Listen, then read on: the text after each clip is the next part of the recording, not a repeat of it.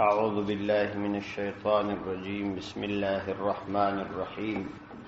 يا أيها الذين آمنوا أنفقوا من طيبات ما كسبتم ومما أخرجنا لكم من الأرض ولا تيمموا الخبيث منه تنفقون ولستم بآخذيه إلا أن تغمضوا فيه واعلموا أن الله غني حميد.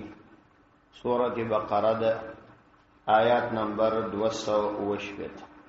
یا ایها الذین آمنوا انفقوا من طیبات ما کسبتم، اے کسانو چې تاسو ایمان راوړی دي، انفقوا تاسو مال مصرف کی، من طیبات د پاکو څه، ما د هغه کسبتم چې تاسو ګټلی دي، و مما او د هغه څه اخرجنا چې موږ راایستلی دي، لکم ستاسو د پاره، من الارض د مځکې، ولا تیمموا الخبیث او قصد اراده مکوي، الخبیث د کمزوري شي، منه د داخلي سرمایه، تنفقون چې تاسو یې مصرفوي او خرڅوي، ولستم بآخذیه حال دا چې تاسو نه یاست بآخذیه اخذتون کیه، الا ان تغمضوا فيه مگر دا چې تاسو سترګې پټې کی پاغ کی، واعلموا فوسی ان الله یقینا الله عز وجل غنی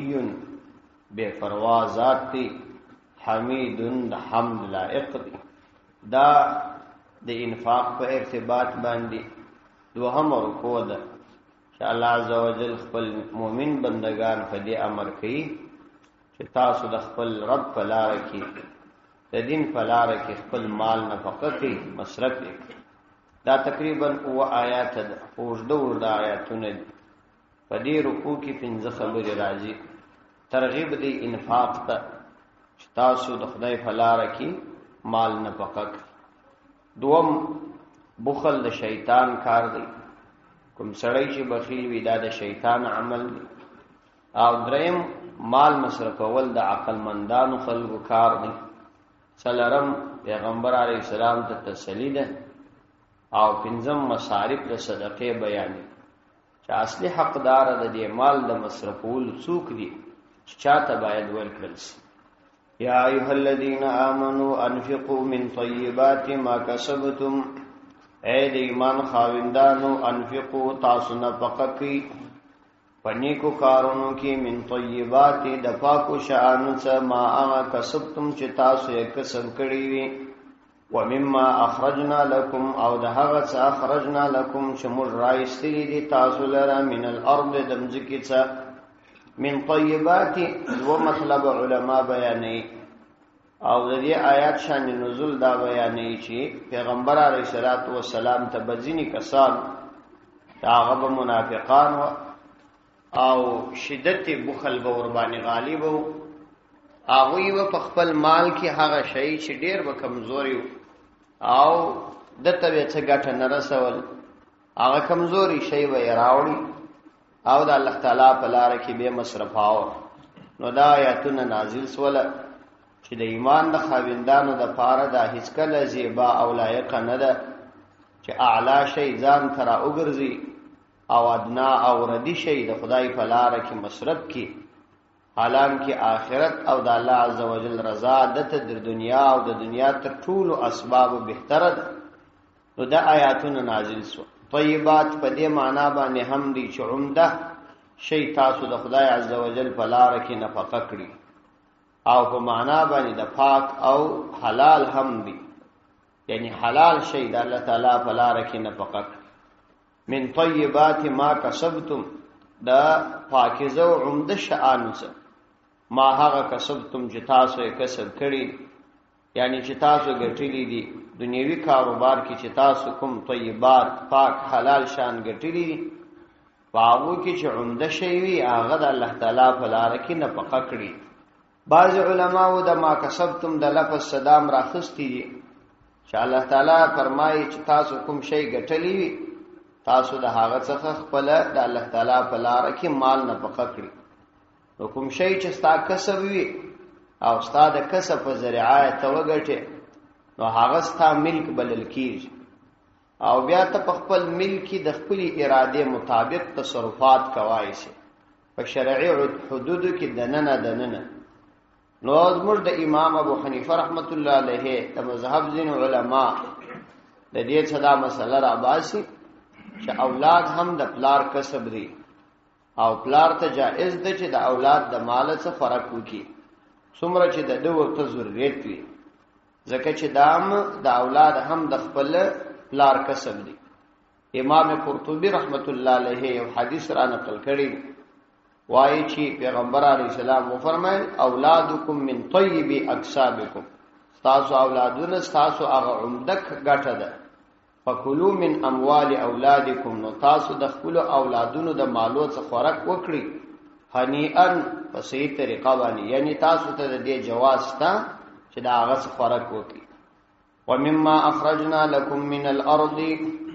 او دا غرنګ تاسو د خپل مال نه بقکی مما د هغه شانو څخه اخرجنا چې موږ تاسو ته راایستلی دي اخرجنا چې موږ راایستلی دي لكم تاسو لره من الارض د مزکه یعنی د مزکه څخه هم تاسو عشر ورکړي دام د الله تعالی ملک دی تاسو ته اختیار پر درکړی دی او د الله تعالی نعمت دی پر تاسو باندې دا لازمي ده چې تاسو دا غڅ عشر ورکړي ومما اخرجنا لكم من الارض څخه د عشر د وجوب مسله ده چې علما وايي د دې څخه مراد د دې چې په عشر منځکو کې عشر لازمي دي چې هغه په واله باندې بهيږي او یا په کاریزونو باندې بهيږي او بیږي او یا په بارانونو باندې او بیږي په هغه صورت کې په دغه پیداوار کې د مځکه چې د مځکه نه راوځي لسم باندې ورکول ضروری دي لیکن چون کې د مځکه د مسلمانانو دي او د مسلمانانو د مځکو څخه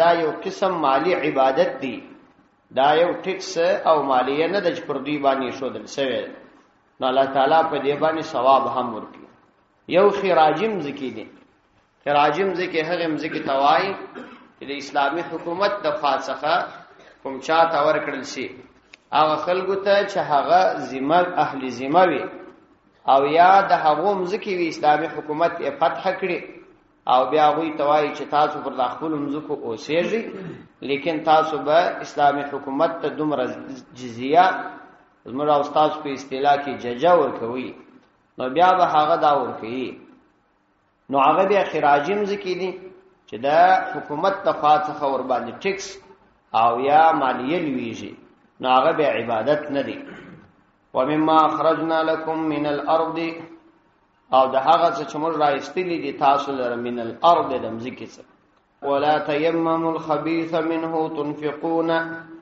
ولا تيمموا او تاسو قصد اراده مکوي الخبيث دردي او د بیکار شي منه د دغه څه تنفقون چې تاسو یې نه پک کوي یعنی تاسو د الله تعالی په لار کې داسې شي چې بیکار وي او ردی شي وي دا د الله تعالی په لار کې د خپل غټولو څخه ما نفقه کوي بلکې عمده شی د الله تعالی په لار کې نفقه کړی د دې څخه هم د زینو علماء دا قول دی چې د مؤمن د شان د پاره دا ډیره کمزوري خبره ده چې یو مؤمن د خپل رب په دربار کې د خپل رب په لار کې هغه شی چې د تپاګټه نو ورزي او نور نو د سره هیڅ قیمت نه لري هغه د الله تعالی په لار کې نفقه دا د انتهایی شدت بخل علامه ده چې سړی ردی او کمزوري شي د الله تعالی په لار کې نفقه کوي او دا د شدت بے پروايي او غفلت علامه ده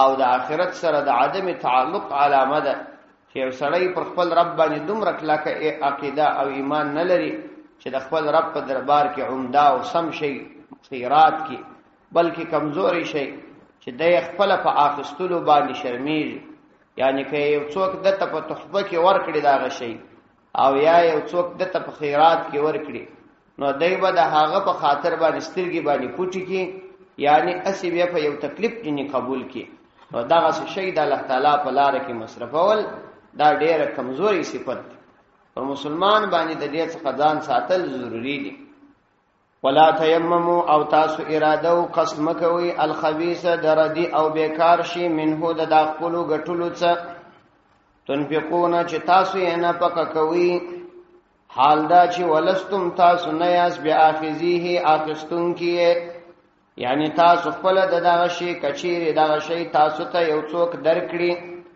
نو په دې خاطر باندې وي چې یا د سوغات یا د کوم بل شي په عوض کې درکې، نو تاسو نه یاس بیا اخذیه اخستون کې دغه شی الا ان تغمضوا فيه، مگر دا چې تاسو په پټ کې استرګي په پاغه کې، یعنی دا هغه سړي خیال به وساتي، رعایت به وکي، جن قبول به کوي، کنه تاسو خپل هم نه قبلوي، نو بیا د الله عزوجل فعظم دربار کې څنګه پیښوي.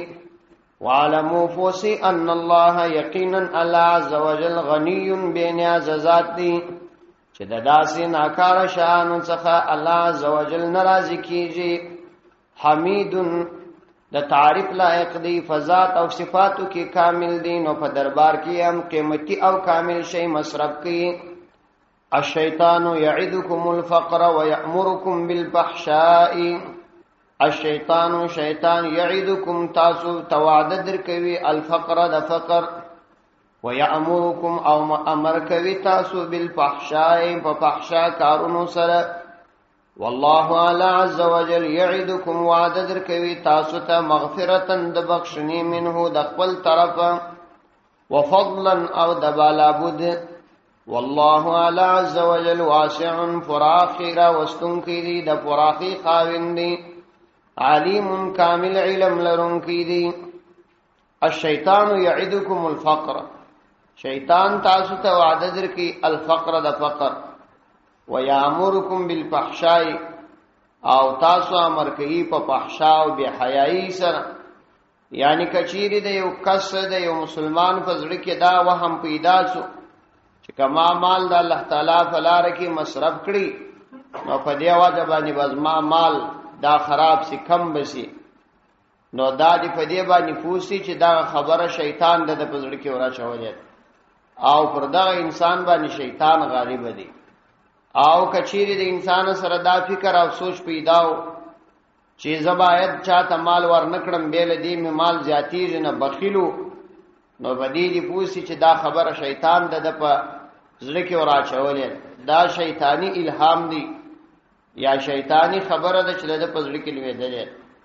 او الله عزوجل دې چا په زړه کې دا ور واچول چې زه د الله تعالی په لار کې مال نه پخه کوم، یو دا چې په دنیا کې هم د دې ګټستا او په آخرت کې مستا، نو بیا دې په دې پوسی چې دا د الله د طرفه څخه د په زړه کې یو شی ورلېدلې، او په دې د الله تعالی شکر ادا کی. نو الله فرمای الشیطان یعدکم الفقر ویأمرکم بالفحشاء، شیطان یعدکم وعد درکوي تاسو ته الفقر د فقر، د فقر څمو بیروي او درتوای کدي مصرف کړي او یا د قیمتي شی مصرف کړي نو محتاج بسي. ويأمركم امر کوي تاسو بالفحشاء په فحشا باندې، یعنی په بخل مو امر کوي. والله اعلی عز وجل یعدکم وعد درکوي تاسو ته مغفرتا منه د بخشنی، منه د خپل طرفه، وفضلا د بالا بود، یعنی چې مال د الله تعالی په لار کې مصرف کړي او یا ششی د الله عز وجل په لار کې مصرف کړي، او پر دې باندې الله عز وجل تاسو ته د مغفرت وعده درکوي. وجه داد چې دا د الله په لار کې نیک شی او بهتر عمده شی مصرفول، د الله تعالی په لار کې د دې مصرفول دا یو قسم اطاعت دی، او د الله تعالی اطاعت ته ثواب کار، نو طبعا الله عز وجل په هغه باندې سړی ته ثواب ورکړي، او چې کله ثواب ورکړي نو په دې ګناه راځي د معصیت لپاره کفاره ګرځي، الله تعالی په دې سره ګناه معافي. ځکه نو الله فرمایي چې والله یعدکم مغفرة منه، الله عز وجل د خپل طرف استاد سره د مغفرت وعده کوي. او بل دا چې الله تعالی د فضل وعده د سره کوي چې یو په وسه ودر څخه قبلي، او په دنیا کې هم عوض درکړي، په آخرت کې هم عوض درکړي، او الله تعالی ته په دنیا کې هم په آخرت کې هم چې دې بندت وغواړي ډېر زیات فضیلت پر کول ګران کار نه دی. والله واسع، الله عز وجل واسع فراخی د فراخی خاوند دی، یعنی هر څه په قدرت او قبضه کې دی چې چاته ورکوي ورکولې، علیم پر علم لرونکی دی. نو ستاسو د نیت مطابق ستاسو سره عمل کوي. څنګه چې مونږ نیت وي هغه سي الله تعالی تاسو ته درکړي. یؤتی الحکمت من یشاء ومن یؤت الحکمت فقد اوتی خیرا کثیرا وما یذکر الا اولو الالباب. یؤتی الحکمت ورکوي حکمت او پوهه من هغه چاته یشاء چې وی غواړي. ومن یؤت الحکمت او څوک چې ورکړل سي حکمت فقد اوتی خیرا کثیرا نو یقینا ورکړل سو هغه لره خیرا کثیرا ډیر خیر. وما یذکر او نصیحت نه قبلوي الا اولو الالباب مگر خاوندان د عقل. یعنی دا ټول مضامین چې موږ تاسو ته وایي ښکاره خبره ده چې دا د الله تعالی د طرف امر دی او خپل مؤمن بندگان الله تعالی په دې امر کوي. لیکن هو یو خبره ده چې د الله تعالی د احکاماتو فهم دا د هغه چا په ذهن کې راځي چې الله عزوجل هغه ته اسلامي فهم ورکړي. تعالی عزوجل ونه غواړي د دین فهم ور نکړي نو دا ټول صبر ته بیانېږي بیا به هم یو ذره جرأت نشي کولای. نو الله عزوجل فرمایي چې یؤتی الحکمت من یشاء. الله عزوجل ورکړي په دین کې پوهه من هغه چاته یشاء چې خوشي. یعنی د آخرت سره تعلق الله تعالی ور جوړي. ته الله عزوجل و نه غواړي نو هیڅ چاته د دې توفیق نه ورکړي. حکمت تفسیر بحر محیط راخستی دي چې تقریبا 10 معناوي دي. په معنا باندې د قران کریم هم حکمت راغلي دي او معنا باندې د احادیث هم راغلي دي، د علم فقه هم راغلي. او د حکمت مصدر وای احکام دی. احکام وای قول یا عمل د خپل ټول اصول مطابق پر ځای کول دې ته حکمت وای. نو مراد ورڅخه تقریبا دا څو معناوي چې دي چې دا 10 معناوي ټول تقریبا سره نږدې دي. او معنا یې دا ده چې په دین کې پوهه او الله عزوجل انسان ته ورکی نو دې ته ډیر غټ خیر ورکړل شوی. یؤتی الحکمت من یشاء نو ورکوي الله عزوجل الحکمت پوهه من هغه چاته یشاء چې الله تعالی وغواړي. ومن یؤت الحکمت او څوک چې ورکړل سي هغه ته حکمت فقد اوتی خیرا کثیرا نو یقینا ورکړل سو هغه لره خیرا کثیرا ډیر خیر. ځکه چې الله عزوجل د دنیا دا څومره سامانونه چې دي دا د په ذهن کې قیمتي او عمده نه دي وراشوي دي نو هغه ته یقیني زیات خیر ورکړل. او بل دا چې الله تعالی پر کوم بنده باندې پیرزوینه وکړي هغه ته په دین کې فهم ورکړي نو د دنیا هیڅ شی په نفع کې دا هغه سره برابرې ده نه. یعنی اوس علم څومره بهترین شی دی. که یو سړی را ولاړ شي دا ټول مال او د دنیا تر ټولو لوی سرمایه داري دا ټول مال د الله تعالی په لار کې نفقه کړي د یو عالم د یوې ورځې د خدمت اندازه ثواب نشي حاصل. ځکه نو الله تعالی چې کوم چاته حکمت ورکړي نو دې ته لوی خیر ورکړي.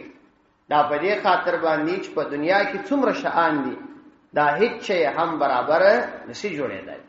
فقد اوتی خیرا کثیرا وما یذکر الا اولو الالباب او نصیحت نه قبلوي الا اولو الالباب مگر د عقل خاوندان. اشاره ودی ته د چې هغه خلق د الله تعالی په لار کې خپل مال مصرفولای شي او هغه خلق د حکمت او د علم خاوندان ګرځیدلای شي چې دا غوی عقلونه سالم وي آخرت ته کامل عقیده ولري. او کوم خلق چې عقلونه سالم نه وي او علمي کچه چټوي هغه د الله تعالی په لار کې مال نشي مصرفوي. د دې ځای څخه یو ډیره مهمه مسله راووت.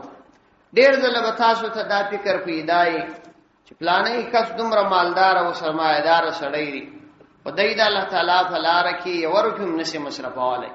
نه جهاد ته ورکوای شي نه فقراو ته ورکوای شي. حتی ډیر داسې کسان وي چې ډیر نږدې قریبانی حتی وړونه خوندي د فقر په حالت کې ژوندۍ کوي او د ښه ژوندۍ برابرې دنیوي د هغه خور او ورور سره لا کومک نشي کوي. نو دا ولې نشي کوي؟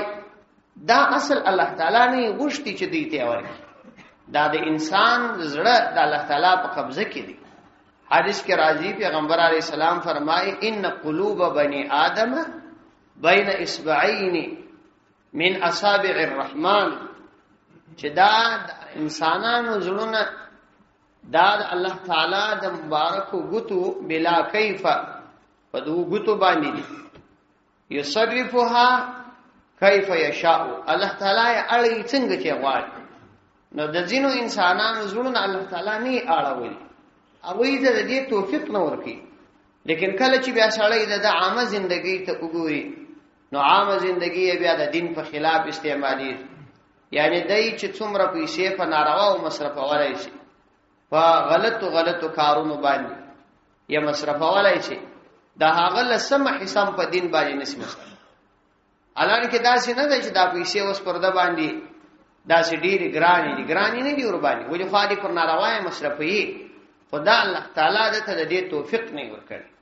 نو د دې دوه وجې دي، یو وجه دا ده چې الله تعالی د ته په دین کې فهم نه دی ورکړي. کوم خلک چې په دین کې فهم لري هغه د خپل مال د الله تعالی په دین مصرفي. دوم دا چې عقل یې کمزوري وي، سالم عقل نه لري. کوم خلکو کې کدا صفات و د هغوی ته باید سړی ګیلاونه کې، بلکې د هغوی پر حالت باندې باید افسوس وکړي او د هغوی په باره کې د الله تعالی څخه دعا وغواړي چې الله تعالی د نیکو اعمالو توفیق پر نصیب کړي. دا ډیره مهمه ده چې الله تعالی یو انسان ته په دنیا کې سرمایه ورکړي. کدا سرمایه دار کس د الله تعالی په لار کې خپل مال مصرف کړي، نو دنیا به هم په جوړوي، آخرت به هم په جوړ.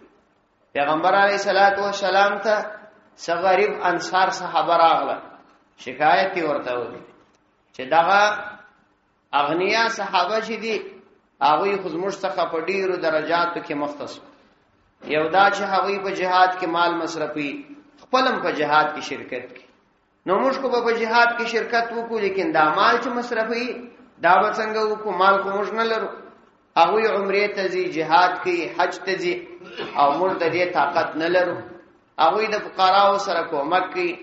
پیغمبر علیه الصلاۃ والسلام ورته فرمایل چې زب تاسو ته یو عمل دروښم چې د دې اغنیاو درجه به حاصله کړي. نو هغه ډیر خوشاله شو. نو راوي شي پیغمبر علیه الصلاۃ والسلام ورته فرمایل چې تاسو د مانځه څورسته دا تسبیحات فاطمه وایاست، درود یې شواره سبحان الله، درود یې شواره الحمدلله، او څلور دې شواره الله اکبر. په اخر کې لا اله الا الله وحده لا شريك له له الملك وله الحمد وهو على كل شيء قدير. دا مفرج دی، دوامدار دا وایس. په هیل باندې کې دا مفرج. لذینو کسانو دا د امام څورسته په دعا کې فرق تلوار وي چې بس امام جر دعا وکي او دی په आवाज. ناول دا واره خو د امام دعا تک شنستل لازمي نه دي. دعا خو ستا خپل شخصي عمل دی، کدي کول کدي نه کول دا ستا کار دی. امام ته انتظار مکو، کدي تلوار او اسی ولاړې کنه نو کښې نه سم انتظار وکړه، دعا ته انتظار وکړه. هغه تسبیحاتم باید امام پوره کړي. ځینې امامانو په دې کې کمزوري کوي. دا تسبیحات باید پوره شي. کدا څوک دا وایي چې د عوام خلک انتظار کوي، هغه ته چا وایي چې انتظار وکړي؟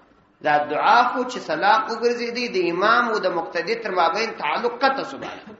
نور مقتدی جلا ځان ته مستقل خپل عبادت کولای شي، نفلونه کوي، ولاړیږي، او امام ځان ته مستقل عبادت کوي شي. دا هر یو خپل ځان ته کار شو. بیا نو امام ته انتظار خامخا کول دا شي کارم نه دی چې دا سړی انتظار امام ته. نو په دې خاطر باندې یو خدامه پرېږدي، په ټول ژوند کې دا مو پرېږدي.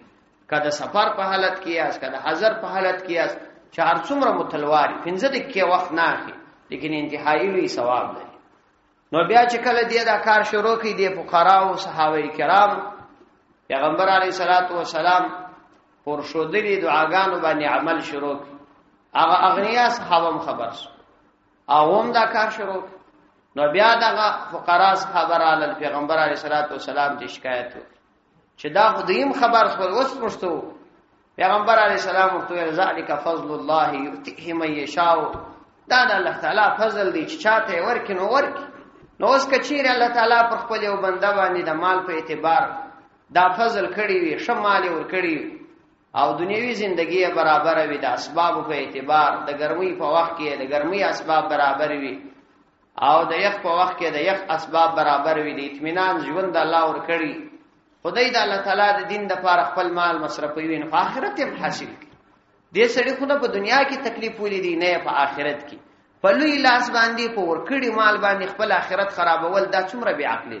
نو ځکه الله فرمایي چې انما يتذكر اولو الالباب، د عقل خاوندان نصيحت قبلي. چې څوک د عقل خاوندان نه هغه په لوی لاس په خپل مال باندې خپل آخرت خرابوي.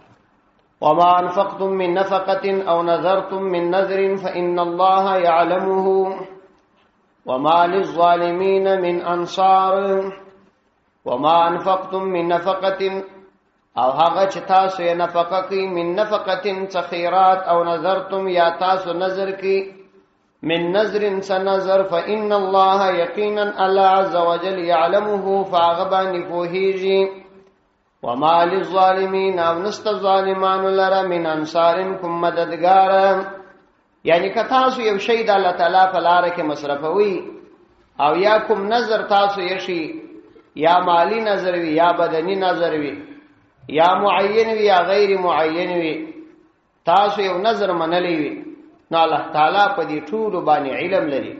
یعنی تاسو د نفقاتو قبولیت دا تاسو د نیتونو سره اړه لري. څومره چې تاسو په نیت کې اخلاص وي، دومره ستاسو نفقه په آخرت کې ستاسو د کامیابی ذریعہ ګرځي. او څومره چې په اخلاص کې کمی وي، دومره هغه تاوان او بے فائدې تمامېږي. وما انفقتم من نفقة او نذرتم من نذر، یا هغه چې تاسو یې نفقه کوي، من نفقة سنفقه، او نذرتم من نذر یا تاسو یې نظر کوي، من نذر سنظر، فإن الله نو یقینا الله عز وجل يعلمه فاغبان فودي.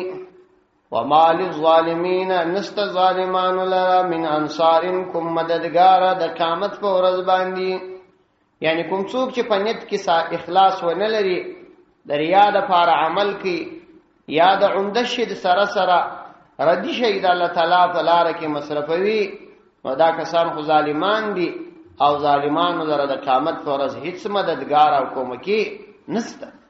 ان تبدوا الصدقات فنعما هي وان تخفوها وتؤتوها الفقراء فهو خير لكم ويكفر عنكم من سيئاتكم والله بما تعملون خبير. ان تبدو کچیر تاسو ښکارکی الصدقات صدقات، فنعما هي نو دام ش خبره ده. یعنی فنعم ما هي، فنعم ډیر شدی ما هغه چې دا تاسو یې کوي، هي هغه فنعما هي نو دا ډیر ش خبره ده. وَإِن تُخْفُوهَا کچیر تاسو پټ کی، وَتُؤْتُوهَا الْفُقَرَاءَ او تاسو ورکی فقراء لرا، فهو خیر لکم دا تاسو د پاره بهتره ده. وَيُكَفِّرُ عَنْكُم مِّن سَيِّئَاتِكُمْ او رجوي تاسو څخه تاسو ګناهونه. والله بما تعملون خبير. والله على عز وجل بما فاغ تعملون چې تاسو عمل کوي خبير کامل خبردار دي.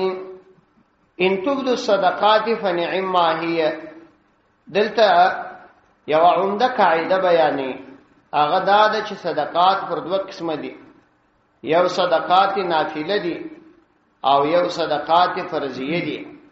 صدقات فرضیه هغه صدقات دي چې پر بنده باندې ورکول فرض دي او خپل ځان ته وخت لري. د مثال په توګه صدقۃ الفطر ده د کوچنی اختر، او دا رقم زکات دی، یا پر چا کفاره وشتي وي، یا کوم نظر پر ځان باندې نظر کړی، دا ټول صدقات واجب دي.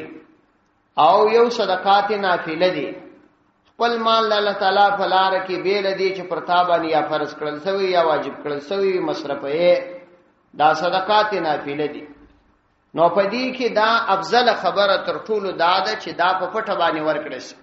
البته په ځینو ځایو کې که ضرورت وي او په نیت کې خرابي نه وي، بیا که پښکارا ورکړل شي هم پروا نه لري، لیکن په پټه ورکول په هر حال کې خیر دی. د دې مفتی محمد شفیع صاحب رحمت الله علیه درې ګټي بیان کړی دي چې سړی خپل مال په پټه باندې صدقه کړي، په دې کې درې ګټي دی. وایي یو ګټه خو وای دا ده چې دا تا مال په پټه باندې ورکی دریا څخه خلاص ځکه دریا هیڅ اندیشنه به نه پیدا کیږي. او دومره وجه وای دا د چې کوم چاته ورکه د هغه یو قسم تحقیر او تذلیل بنه راځي چې د خلکو په مخ کې مال ورکه، لکه دا بعضی کسان چې مسجد امام ته په منبر کې هغه منبر باندې یا محراب کې ناس دی ورسې قرار روبړ سره وي پلاس کې فنسدی ورکشیر، دام سي کار نه دی، دا سخت ده، سړی په خار مانمیږي او دا مناسبه نه ده. ستاسو به لا هغه غرض دادی چې کومک سره وکي چې هغه خپل حجرې ته ولاړی یا خپل ځای ته ولاړی وی ورسوره کړ، په دې کې ستاسو ثواب هم دی، دا هغه د عزت خیال هم ساتل کیږي. دا شکار نه دی چې بس آلته ورکه، دا مناسبه نه ده. یو خدای د خپل امامانو خیال ساتي په دې کې، هغه به 400 ویلای نس او دای په دې کې فکر نه کوي. دا د انسانانو د حقوق او د هغو د عزت خیال ساتل ډیر ضروری دی. ولو که هر څوک به د عزت خیال ساتل پکار دی، بی عزتی نه ده پکار. دومره خدا سول چې د هغه سړي تذلیل به ناراضي، تحقیر به ناراضي. او درېمه دا ده چې ستا د سرمایه اندازه به چاته نه معلومي شي. کتره ولاړ شي پښکارا یې ورکه نو خلکو ته معلومیږي چې تا د مثال په توګه 15000 کالداري وېشته، نه یو چاته دا معلومیږي چې دا 15000 کالداري دا د 2 لک سرمایه دی لري. او که مثلا بیا ډیره وباسي نو خلکو ته بیا معلومیږي چې دا دومره سرمایه لري، نو ستاد سرمایه اندازه به چاته نه معلومیږي. دا دنیوي ګټه ده او هغه دوی اخروی او دنیوي دواړه ګټه کېدلای شي. نو ځکه د مال په پټ ورکول په هر حالت کې افضل دي، لیکن په دوه صورتو کې بیا پښکارا باندې ورکول افضل. یو دا چې ته دا غواړې چې نور خلق په تاب سي اقتدا وکړي، یعنی هغه ته د دې شي ترغیب ورکړي، په دې خاطر باندې کتا پښکارا ورکړل پروا نه لري.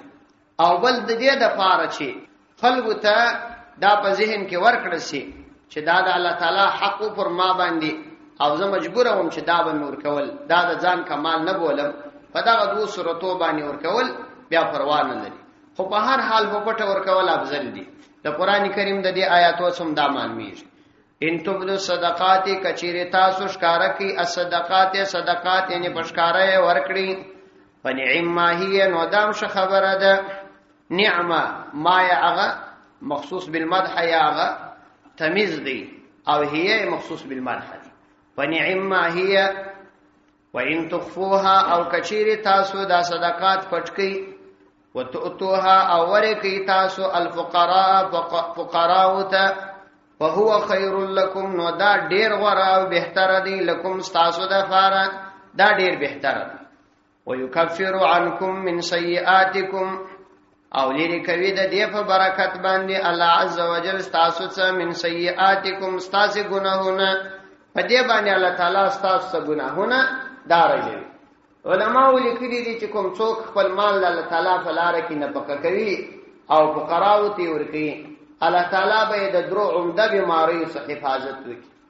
یو دا چې الله تعالی په دنیا کې پرده باندې داسې مصیبت نه راوړي چې دای د هغه مصیبت په وجه فار او ذلیل شي یعنی سپکاوی وشي. دوم دا چې الله تعالی به د په مال کې کمی نه راوړي، همیشه په مال کې یې کمی نه وي بلکې د ذریت په قرباني خوري. او دریم دا چې الله تعالی به د داسې مرزونو او مصائب څخه حفاظت وکړي چې دا هغه علاج نه کیږي. دا په دنیا کې هغه عمده ګټه علماو بیان کړي. نو یکفر عنکم من سیئاتکم د دې په ارتباط باندې مولانا زکریا صاحب رحمت الله علیه یو کتاب لیکلی دی. دا کتاب پیدا کی او د ځان سره شعر دی او روزانه مطالعه کوي. فضائل صدقات مولانا زکریا صاحب رحمت الله علیه په دې کې هغه ټول آیاتونه او هغه ټول احادیث را جمع کړي دي.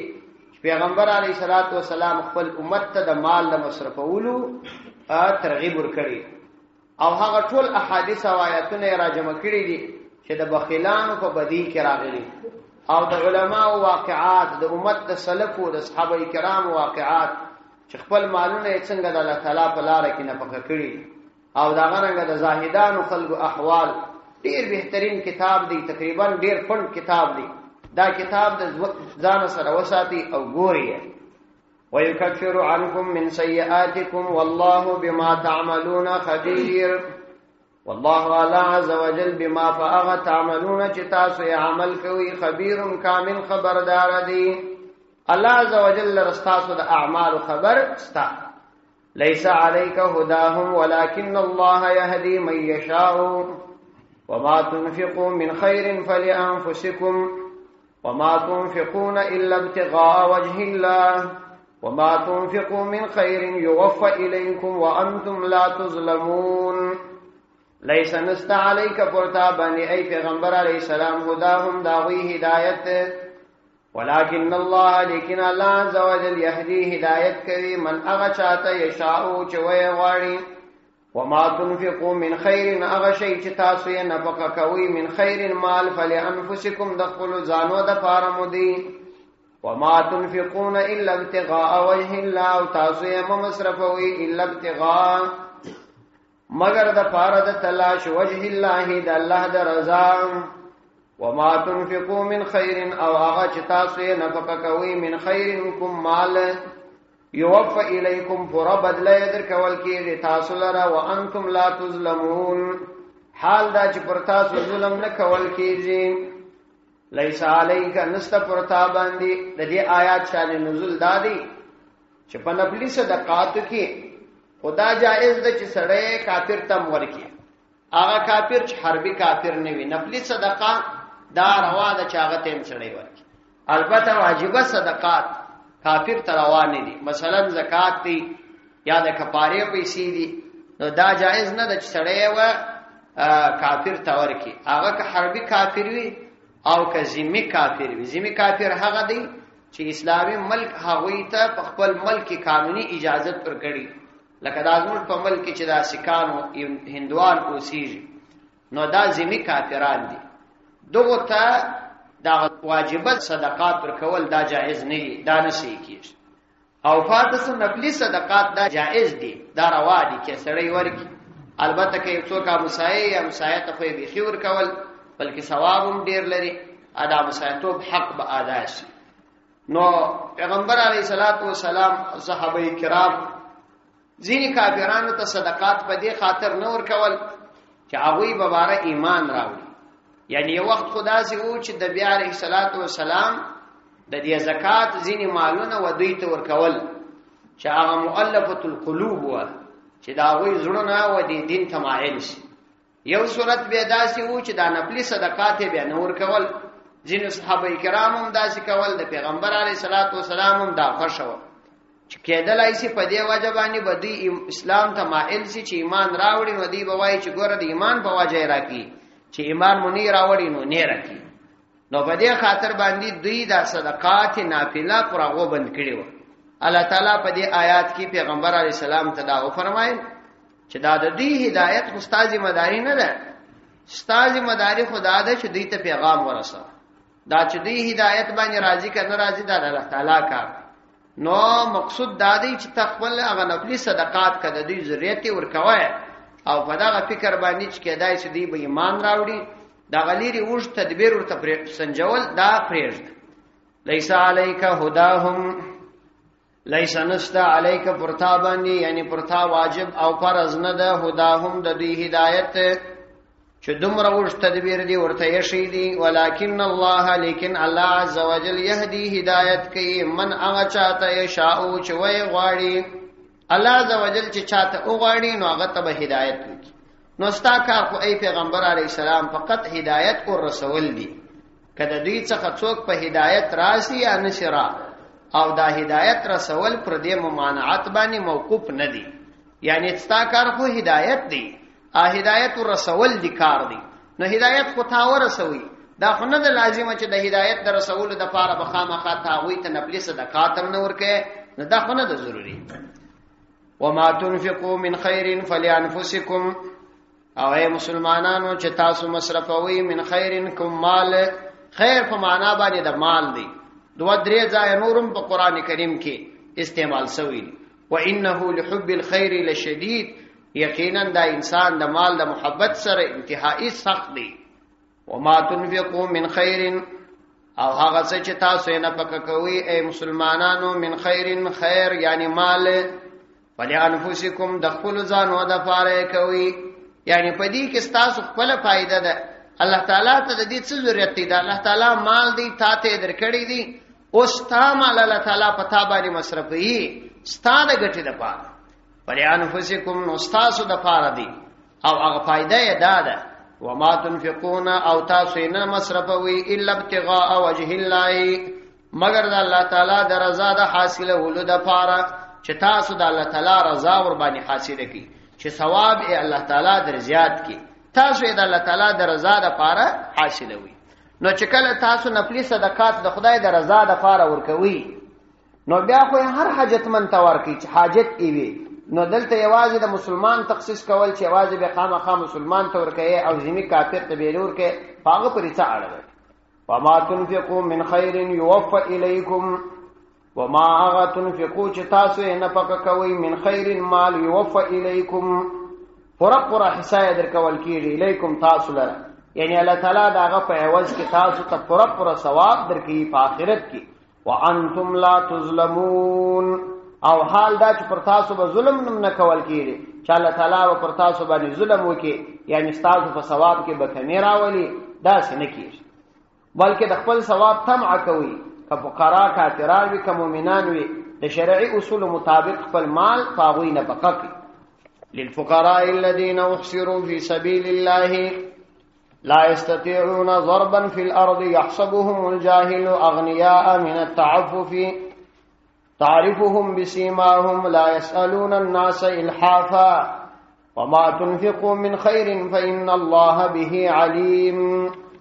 اوس د دې نفقات اصلي مصارف ترته بیانې چې اصل د اساسو د نفقات اصلي مستحق خلق څوک دي نو الله تعالی هغه بیانې للفقراء د فار د فقراو دي الذين اغكسان احصروا في سبيل الله چاغ مقید ګرځول سي بند ګرځول سي په سبيل الله د الله تعالی فلا رکیم لا یستطيعون اغوی طاقت نه لري ضربن د سفر کول فی الارض پمزکه کې يحسبهم الجاهل گمان کوي په دی باندې الجاهلون خبر اغنیا د مالدارو من التعفف داوی د پاک نقصی په خاطر تعرفهم تاوی فی جنب سیماهم داوی فعلائم باندې لا يسألون الناس غوی سوال نکی الناس دخل گوچا الحافا فزاریو وما تنفقوا من خير او اغا چتاسو نفقوی من خير د خیر مال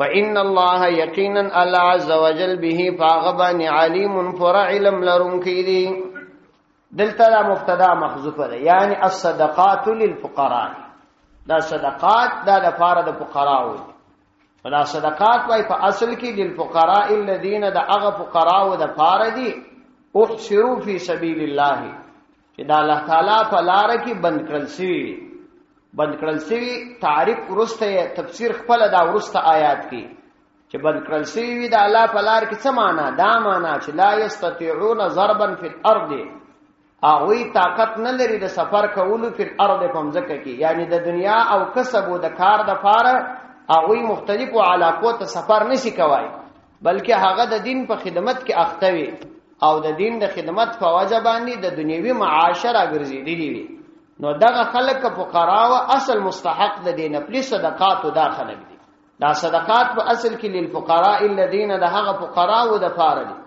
احصروا في سبيل الله چاوي بندوي په سبيل الله د الله تعالی په لار کې د دین په خدمت کې مصروف وي لا يستطيعون ضربا في الارض لا يستطيعون اغه طاقت نه لري عادتن ضربن د سفر کولو فی الارض پمزکه کې چاوي دي کاروبار وکي دنیوي کاروبار دی وکي د طلب معاش د پاره د مختلفو علاقو ته سفر وکي او وجه هم داوی چې په دینی خدمت باندې مشغوله وي نو اصل مستحق خلق د دې صدقات دغه دي لیکن چون کې هغه خلق داسي وي چې یا علماوي یا طلباوي یا دیندار خلق وي نو هغوی په خپل باندې یا په شکل باندې یا په ظاهر باندې داسې ځان نه جوړي چې د چا ته سوال وکړي نو الله فرمایي يحسبهم الجاهل غمان ور باندې کوي پر دوی باندې الجاهل ناواقف سړی یعنی به خبر سړی غمان کوي پر دوی باندې اغنیا د غنیانو چې دا به اغنیاوي مالدار به وي ولی من التعفف د وجد غو د پاک نفسي چې هغه په خوله یا په شکل باندې داسې یو حالت نه جوړي چې خلکو ته د سوال لاس او یا د سوال شکل جوړ کړي. نو یو جاهل په دې باندې ګمان کوي چې دا به مالدار وي، یعنی د هغوی لباس او ظاهري کړهوړو او ناس تفاسته به داسې معلومیږي چې ډېر به مالدار وي. نو جاهل په دې باندې د مالدار ګمان کوي.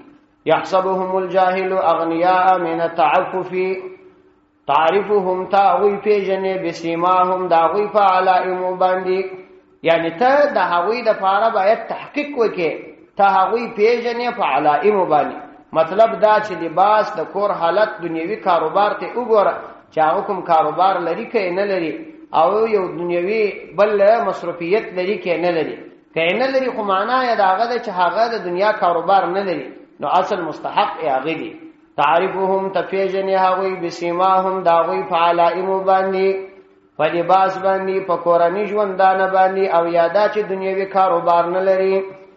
لا يسألون الناس هغوی سوال نه کوي الناس د خلکو څخه الحافا په مشلیدلو سره، یعنی داسې نه وي چې په خلکو پورې مشتي وي لکه عام فقرا چې په خلکو پورې مشتي وي.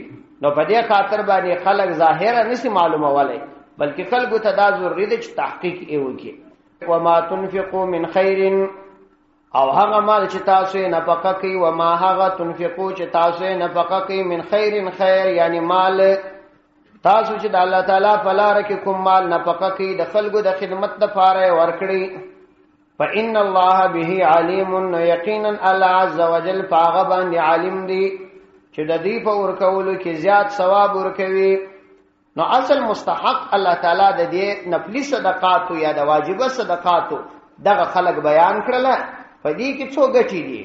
یو ګټه خو یې دا ده چې پرداسي خلکو باندې د داسړي مال مصرف شي چې په هغوی کې شرعي اصول مراعات وي، یعنی هغه په خپل باندې ستاسو د دې غوښتنه نه کوي، تا ته طمع د دې نه کوي او تخپل مال هغه ته ورکې. نو ښکاره خبره ده چې ته پر هغه باندې احسان هم نشي اچولی، ولې هغه ستاسو د اول سره د دې طمع نه کړي.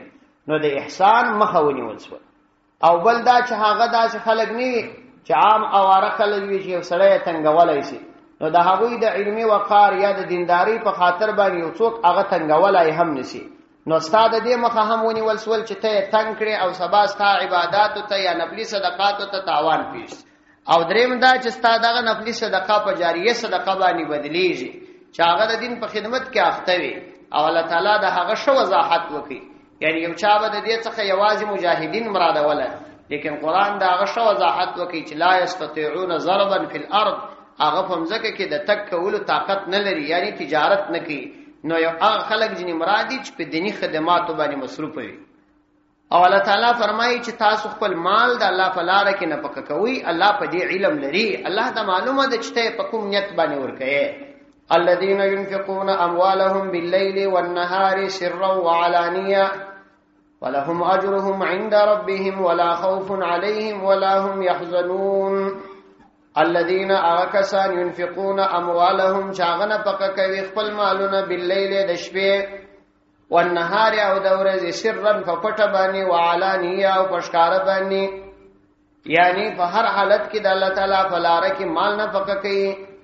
الذين اكسان ينفقون چې نه پک کوي اموالهم خپل مالونه بالليل د شپې والنهار د ورځې، یعنی بلا تخصیص اوقات د وقتو تخصیص نور کوي. سرن په پټه باندې وعلانیت نه پشکارا باندې، یعنی بلا تخصیص حالات تم تغیر او تبدیل نور کوي او نه تخصیص د حالاتو کوي. فلهم دغه کسانو د پاره اجرهم د دې اجر دی د قیامت په ورځ باندې عند ربهم د دې د رب په دربار کې. ولا خوف عليهم فديبان بيرنست ولا هم يحزنون او نه بدی يحزنون غم کوي.